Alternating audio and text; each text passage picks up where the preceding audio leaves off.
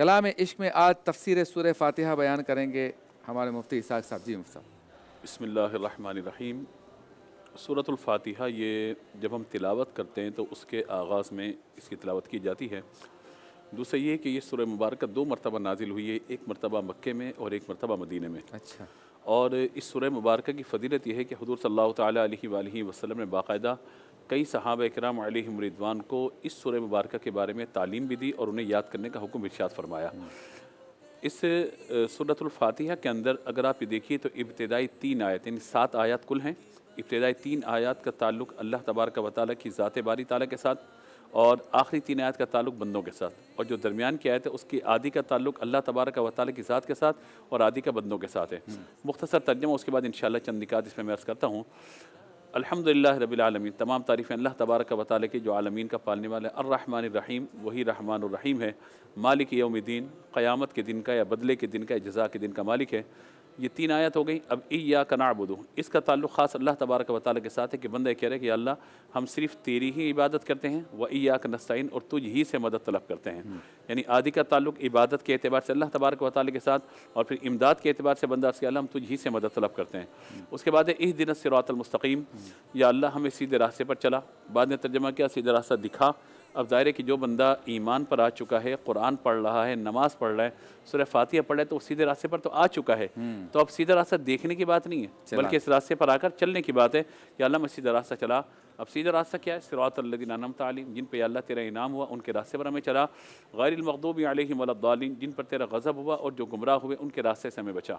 تو اب یہاں پہ ایک دو چیزیں ہم دیکھ لیتے ہیں کہ اللہ تبارک و تعالی نے اس سورہ مبارکہ کا آغاز الحمدللہ سے فرمایا. الحمدللہ یہ کلمہ حمد بھی ہے اور کلمہ شکر بھی ہے.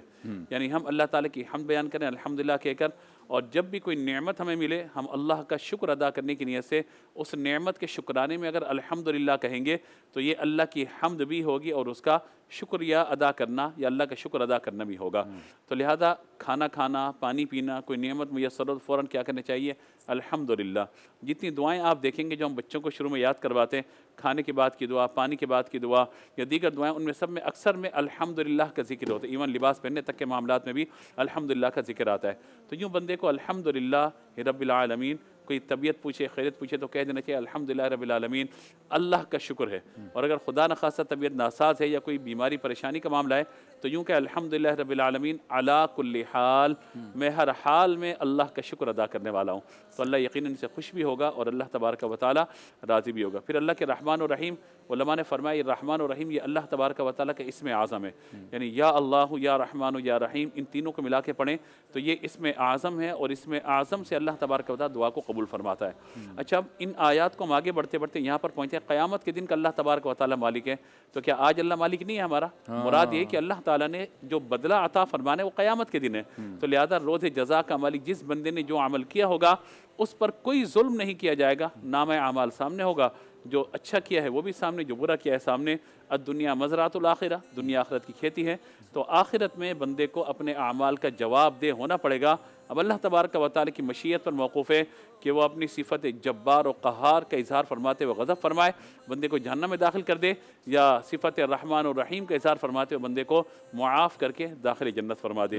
لیکن ایمان اس کے لیے ضروری ہے، بغیر ایمان کے کوئی بندہ داخل جنت نہیں ہوگا. اب جو درمیان کی آیت مبارکہ نے یہ پوری سورہ مبارکہ کا نچوڑ ہے. وہ کیا ہے؟ ایاک نعبد و ایاک نستعین، یا اللہ ہم تیری ہی عبادت کرتے ہیں. مسلمان گویا کہ یہ اظہار کرے یا اللہ ہمیں معلوم ہے کہ ہم تیرے سوا کسی کو اپنا معبود نہیں بنا سکتے، ہمارا معبود تو ہی ہے، ہم تیری عبادت کریں گے. اور ہر معاملے میں یا اللہ ہم تجھی سے مدد طلب کرتے ہیں. مدد کرنے والی ذات فقط اللہ تبارک و تعالیٰ کی ہے. میں اور آپ کبھی بھی کسی بھی حوالے سے کس کی مدد نہیں کر سکتے.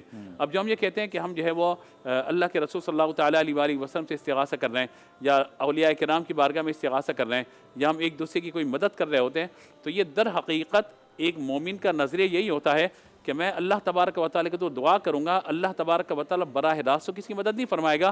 دنیا مسبب الاسباب ہے، دنیا عالم اسباب ہے، تو مسبب الاسباب عالم اسباب میں ایسے اسباب پیدا فرما دے گا کہ ایک بندے کے دل میں دوسرے کے لیے محبت کا جذبہ پیدا ہوگا، وہ اس کی مدد کر دے گا. تو یہ مدد بھی در حقیقت اللہ ہی کی مدد ہے. اور اگر انبیاء و اولیاء کے لیے یہ کہا جائے کہ ان سے مدد، تو در حقیقت یہ ان کا وسیلہ پیش کرنا ہوتا ہے. یا اللہ یہ تیرے نیک بندے ہیں، جس طرح تو نے ان کو نوازا ہے ان کی نیکیوں، ان کی عظمتوں اور برکتوں کا صدقہ ہمیں بھی نواز دے۔ کیا بات۔ تو یوں ایک مسلمان کے عقیدے پہ کبھی بھی شک نہیں کرنا چاہیے، حقیقتاً مدد کرنے والی ذات اللہ تبارک و تعالیٰ کی ہے، اور اس کے علاوہ اگر کوئی خلق خدا میں ایک دوسرے کی مدد کرتا ہے تو در حقیقت وہ اللہ ہی کی طرف سے مدد کرنا شمار کیا جائے گا۔ آگے ہم چلتے ہیں، اہدنا الصراط المستقیم، یا اللہ ہمیں سیدھے راستے پر چلا۔ سیدھا راستہ کیا ہے؟ فرمایا صراط الذین انعمت علیہم، انعمت علیہم جن پر انعام ہوا وہ کون ہے؟ سورہ النساء میں فرمایا انعم اللہ علیہم من النبیین والصدیقین والشہداء والصالحین۔ سیدھا راستہ انبیاء کا راستہ ہے، صدیقین کا راستہ ہے، شہداء کا راستہ ہے اور صالحین نیک بندوں کا راستہ ہے۔ تو لہذا اس راستے پہ چلنے کی دعا کی گئی، اور جن پر اللہ کا غضب ہوا اور جو لوگ گمراہ ہو گئے، وہ راستہ جو ہے یہ گمراہی والا اور غضب والا راستہ، اس پر یا اللہ ہمیں چلنے سے محفوظ فرما۔ مراد اس سے کیا ہے کہ گزشتہ قوموں پر ان کے جن اعمال کی وجہ سے عذاب ہوا اور جس وجہ سے وہ گمراہ ہو گئے، انبیاء کو جھٹلانے کی وجہ سے یا کفر و شرک کی وجہ سے، یا اللہ اس راستے پر چلنے سے ہمیں محفوظ فرما۔ اب یہاں ایک دو باتیں میں عرض کر دیتا ہوں کہ آج ہم سیدھے راستے پہ چلنے کی دعا بھی کرتے ہیں، دعا کرنی بھی چاہیے، لیکن ہم ایک بات یہ دیکھتے ہیں کہ آج ہم اپنے بچوں کی تربیت وہ نہیں کر پا رہے کہ ہم انہیں کہیں کہ بیٹا یہ ابوبکر صدیق کا راستہ ہے، یہ حضرت عمر کا راستہ ہے، یہ حضرت علی کا راستہ ہے، یہ حضرت حسنین کریمین کا راستہ ہے، حضرت عثمان غنی کا راستہ ہے۔ آج ہم اپنے بچوں سے پوچھتے ہیں بیٹا تم نے بڑے ہو کے کیا بننا ہے؟ وہ کسی کھلاڑی کا نام لے گا، کسی ایکٹر کا نام لے گا، کسی بلینئر کا نام لے گا، وہ نام یہ نہیں لے گا کہ میں جو ہے وہ حضرت عثمان غنی جیسا سخی بننا چاہتا ہوں، حضرت عبد الرحمن بن عوف جیسا تاجر بننا چاہتا ہوں، حضرت ابوبکر صدیق رضی اللہ تعالیٰ عنہ جیسا معاملہ فہم بننا چاہتا ہوں، کیونکہ ہم نے ان کو یہ بتایا ہی نہیں ہے۔ جب ہم بتائیں گے نہیں بچوں کو راستہ تو پتہ کیسے چلے گا ان کو کہ یہ راستہ انبیاء کا، اولیاء کا، صالحین کا، شہداء کا راستہ کیا ہے؟ آج ہم کسی کو امام حسین کے راستے پہ چلانے کے لیے تیار ہیں؟ آج ہم اپنی بچیوں کو سیدہ کائنات بی بی سیدہ فاطمہ رضی اللہ تعالیٰ عنہ کے راستے پہ چلانے کے لیے تیار ہیں؟ ہم ان کو تعلیم دے رہے ہیں مغربی، اور توقع یہ ہے کہ یہ بچی بڑی ہو کے حضرت فاطمہ جیسا کردار ادا کرے، تو ہمیں اپنے رویے پر بھی غور کرنا ہوگا کہ دعویٰ ہمارا ہے صراط الذین انعمت علیہم، اور عمل ہمارا غیر المغضوب علیہم ولا الضالین والا ہے۔ اگرچہ ہم مسلمان ہیں لیکن اپنے اعمال پر ہمیں غور کرنا پڑے گا۔ ہر معاملے کے اندر اگر ہم چاہتے ہیں کہ ہم اپنے بچوں کو اس راستے پہ لگائیں کہ جو انبیاء کا، شہداء کا، صالحین کا اور صدیقین کا راستہ ہے، پھر ہمیں تعلیم کا انداز بھی انہیں وہی سکھانا پڑے گا۔ آج آپ دیکھیے الحمدللہ، میں تعدیث نعمت کے طور پہ عرض کروں، آپ کو محراب و منبر پہ علماء نظر آتے ہیں، آج آپ کو ہر مسجد میں بہترین لہجے کے اندر قرآن پڑھنے والے قاری نظر آتے ہیں، تراویح میں قرآن پاک سنانے والے لوگ نظر آ رہے ہیں۔ آج جو لوگ مدارس پہ تنقید کرتے ہیں، اگر یہ مدارس نہ ہو بتائیے حافظ کہاں بنیں گے؟ اگر مدارس نہ ہو تو علماء کہاں ملیں گے؟ تو آج ہمیں سپورٹ کرنا چاہیے۔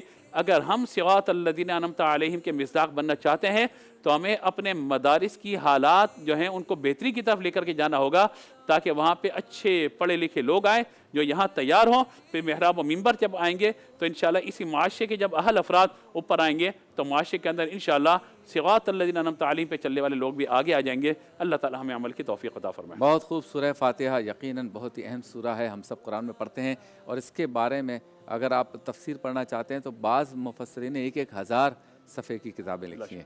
اللہ تعالی ہم سب کو سورہ فاتحہ کا عامل بنائے۔ آپ سے ملاقات ہوتی ہے مختصر سے وقت کے۔